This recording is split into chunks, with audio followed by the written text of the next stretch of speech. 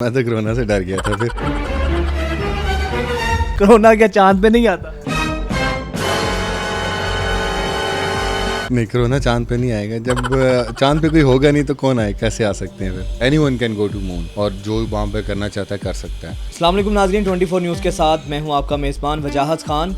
नाज़रीन, आज हम आपकी पाकिस्तान के एक ऐसे होनहार नौजवान से मुलाकात करवाते हैं जिन्होंने ऐसी दुनिया से हटकर चीज़ की है और सुनने वालों को तो यकीन बिल्कुल भी नहीं आता। जब आप सुनेंगे मुझे पूरा यकीन है आपको भी यकीन नहीं आएगा, लेकिन उन्होंने पूरे प्रूफ इस चीज़ के दिए और एविडेंसेस के साथ उन्होंने ये काम किया है। हमारे साथ मौजूद हैं जनाब इज़रम अली साहब। ये जनाब जो भाई हैं इन्होंने चाँद पे ज़मीन ली है।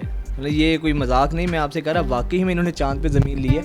इनको ये चुन कहाँ से हुई, कैसे सोचा, ये इतना ज़बरदस्त क्रिएटिव आइडिया आया कहाँ से, इज़रम भाई से ही जानते हैं।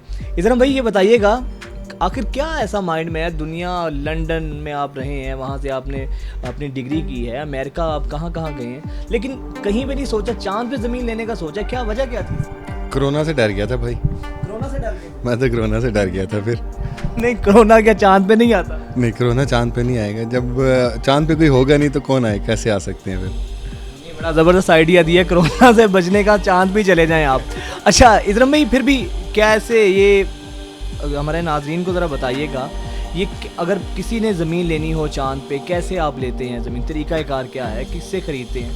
ये फ़र्स्ट ऑफ ऑल अगर इसको बैक हिस्ट्री में देखा जाए कि यहाँ पे लाइक 8 to 10 years बिफोर यहाँ पे उन्होंने एक माइकल रिकी थे, उनके फादर ने क्लेम किया था यूनाइटेड नेशंस के अंदर कि this moon belongs to my ancestors and belongs to me. तो उसके बाद उन्होंने वहाँ पे किसी ने आज तक अभी तक क्लेम नहीं किया, किसी कंट्री ने इवन अभी तक क्लेम नहीं किया।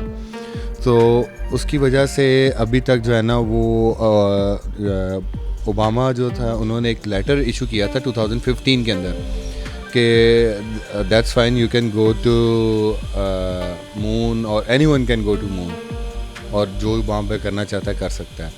सो अभी तक इस पॉइंट ऑफ व्यू से अभी तक जो है ना वो ये इसको अभी तक सेल आउट कर रहे हैं इस प्रॉपर्टी को, ठीक है। और आवाम जो है काफ़ी ज़्यादा लोगों ने उस जगह को परचेज़ किया हुआ है मून पे, और दैट्स इट। अच्छा, नहीं, परचेज़ करने के लिए आपने राब्ता किससे किया, कैसे परचेज़ किया आपने?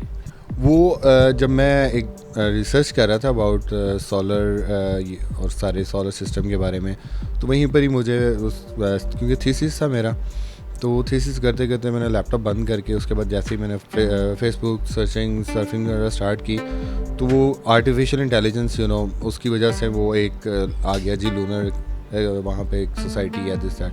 रिसर्च करने के बाद मुझे पता लगा कि पहले मैंने कहा कि यार ये ऐसी फ्रॉड है, स्कैम है, ठीक है। जैसे अभी सारे जो है सोशल मीडिया पे कह रहे हैं कि ये इट्स स्कैम और this that, but it's real, ठीक है।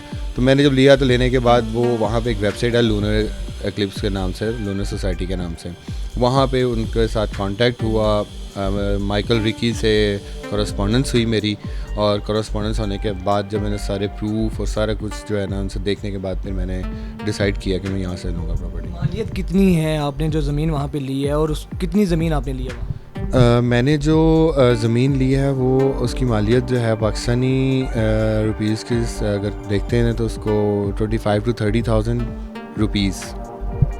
चाँद पे जो ज़मीन आपने ली है पाकिस्तानी जो रुपीज़ में 25 to 30,000 बनते हैं। जी बिल्कुल, क्योंकि 130 डॉलर्स में मैंने ली थी ये, ठीक है। और जिसमें से $20 जो मैंने वो एक्सपेंस पे किया, उसका जो डिलीवरी चार्जेस थे, जो सारे डॉक्यूमेंट्स मेरे पाकिस्तान घर में आए, और that's it all together. Moon पे जाने का भी तो खर्चा होगा। वो मिलियंस ऑफ डॉलर्स है, देखते हैं वो अब आएंगे तो चले जाएंगे। तो क्या मुस्तकबिल में है कोई चाँद पे जाने का, या बस शौकिया ज़मीन आपने ली है?